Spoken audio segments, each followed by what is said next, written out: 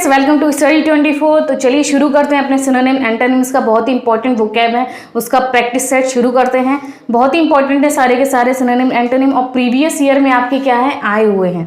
ठीक है, तो चलिए देखते हैं अपना वर्ड।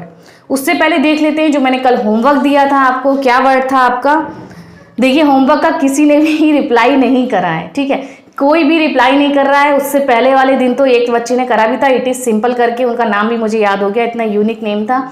तो इट इज़ सिंपल जी ने एक कमेंट करा भी था, लेकिन कल किसी ने भी कोई कमेंट नहीं करा है कि आंसर क्या होगा। देखिए आप लोग ऐसे करेंगे तो फिर कैसे मन लगेगा पढ़ाने में।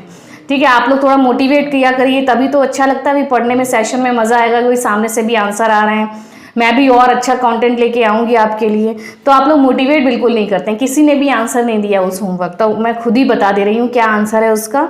तो कल वाला क्वेश्चन जो था पहले वो देख लेते हैं। हमारा होमवर्क का क्या था, फेटल। क्या आपका वर्ड था, फेटल। और फेटल का यहाँ पर हमें बताना था कौन सा सिनोनिम है। ठीक है, किसी बच्चे ने कमेंट नहीं किया, इसका मतलब ये है कि किसी को आता नहीं है, या तो ये हो सकता है या तो कोई इंटरेस्ट से पढ़ना नहीं जा रहा है। देखिए पढ़ लीजिए, आपका MTS का पेपर लगा हुआ है, बढ़िया सी नौकरी आपकी लग जाएगी SSC की, सेंट्रल की, फिर अच्छे से प्रमोशन आप और कर लीजिए, एक नौकरी हो जाएगी आपके पास MTS की। MTS ऐसा नहीं बहुत लो जॉब हो आपकी, अच्छी सी जॉब है वो भी, लेकिन ये आपकी एक हो गई, इनकम हो गई आपकी, आ रहे हैं पैसे आ रहे हैं, फिर आप क्या है आगे और तैयारी अच्छी हायर पोस्ट के लिए कर सकते हैं। तो देखिए फेटल का क्या है होगा आपका वर्ड दे रखा है, सेरेन दे रखा है, रिस्टोरेटिव दे रखा है, डेडली है, ल्यूमिनस है। तो फेटल का मीनिंग क्या होता है, फेटल मतलब होता है डेडली। क्या मीनिंग होता है कि बिल्कुल घातक है कोई चीज़, प्राणनाशक, प्राण घातक बोल सकते हैं। ठीक है, घातक। तो इसका कौन सा आपका सिनोनिम हो जाएगा यहाँ पर, डेडली। ठीक है, डेडली मीन्स क्या होता है, घातक हो गया। मॉर्टल एकदम प्राणनाशक कोई चीज़ है, नाशवान है, डेडली है, मॉर्टल है। तो ये क्या होंगे इसके फेटल के सिनोनिम हो जाएंगे। तो यहाँ पर सेरेन का मतलब होता है एकदम सिंपल, निर्मल पर्सन, साफ पर्सन, कीप काम, क्वाइट एकदम पर्सन है। ठीक है, वो सेरेन हो गया। ठीक है, एकदम काम रहता है, साइलेंट रहता है, क्या बोलते हैं, एकदम स्वच्छ रहता है, मतलब निर्मल, एकदम साफ हृदय का कोई पर्सन है।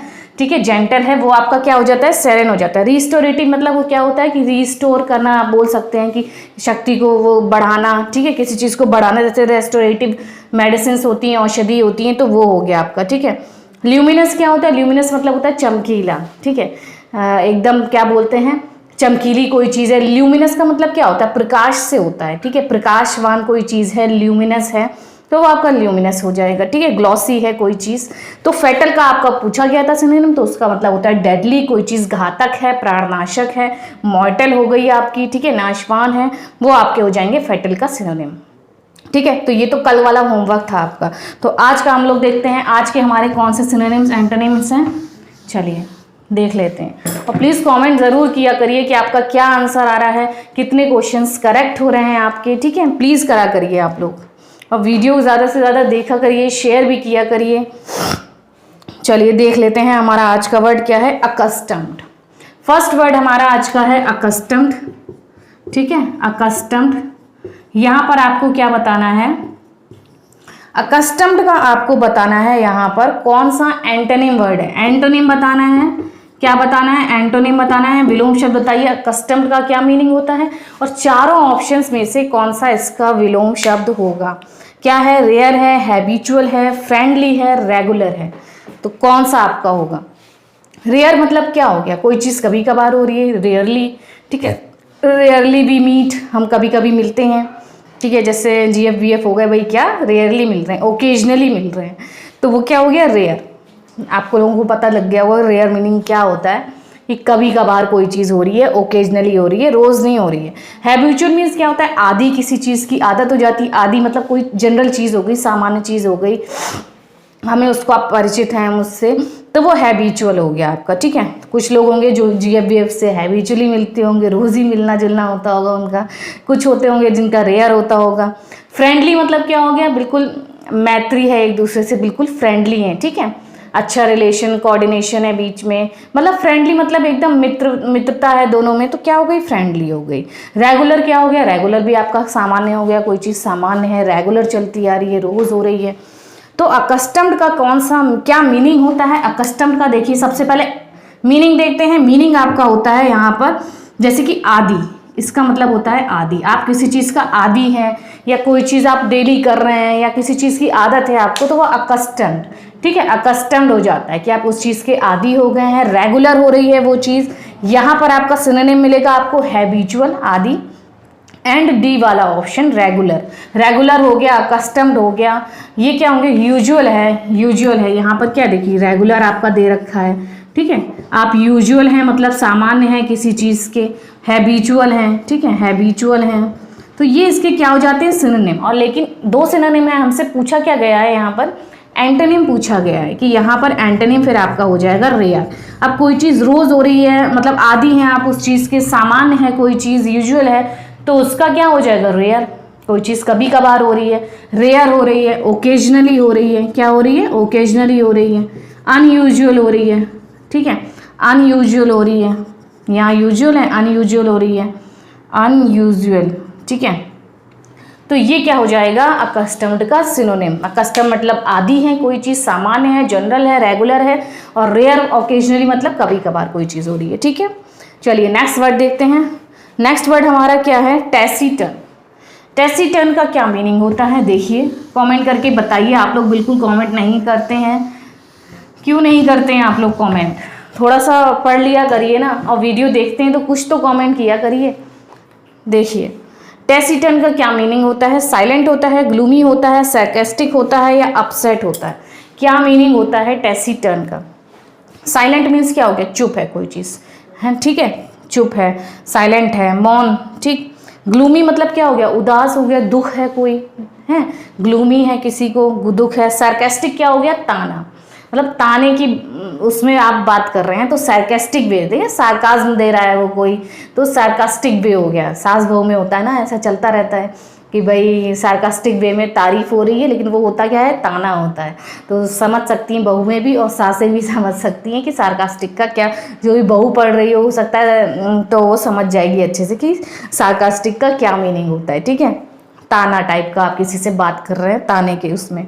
अपसेट मतलब क्या हो गया, निराश हैं, दुखी हैं, अपसेट, ग्लूमी, ठीक है। तो टैसीटर्न का आपका क्या मीनिंग होता है?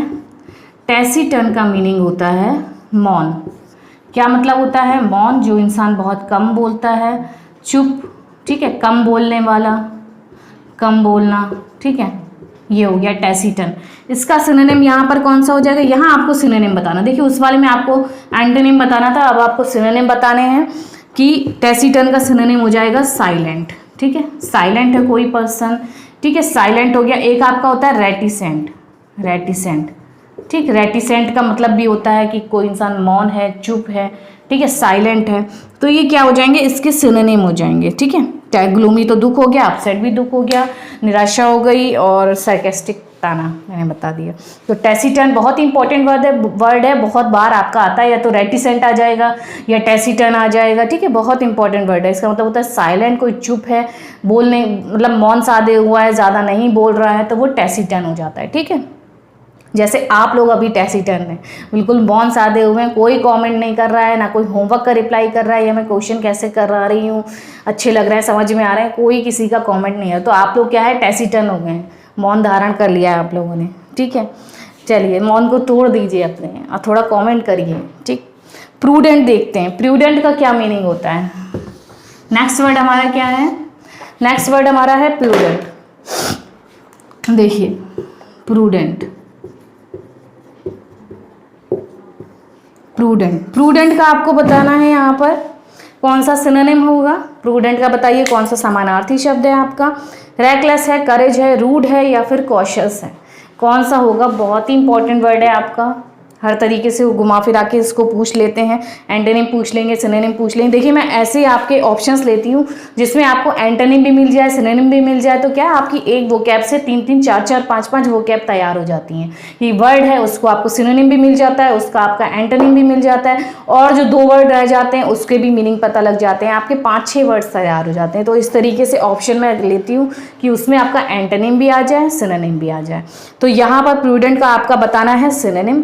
तो रैकलेस मीन्स क्या होता है? रैकलेस मैंने कल आपको कराया था, बहुत इंपॉर्टेंट है, अक्सर आपको ये देखने को मिलेगा कहीं ऑप्शन में मिल गया या मेन क्वेश्चन में आ गया। कल भी मैंने कराया था। रैकलेस मतलब क्या होता है? कोई इंसान लापरवाह है, ठीक है, बिल्कुल केयरलेस है, कोई लापरवाही बरत रहा है, कोई केयरलेस मतलब केयर नहीं है उसको, केयरलेस है, नेग्लिजेंट है, ठीक है, नेग्लेक्ट कर रहा है चीज़ों को, तो वो रैकलेस होता है।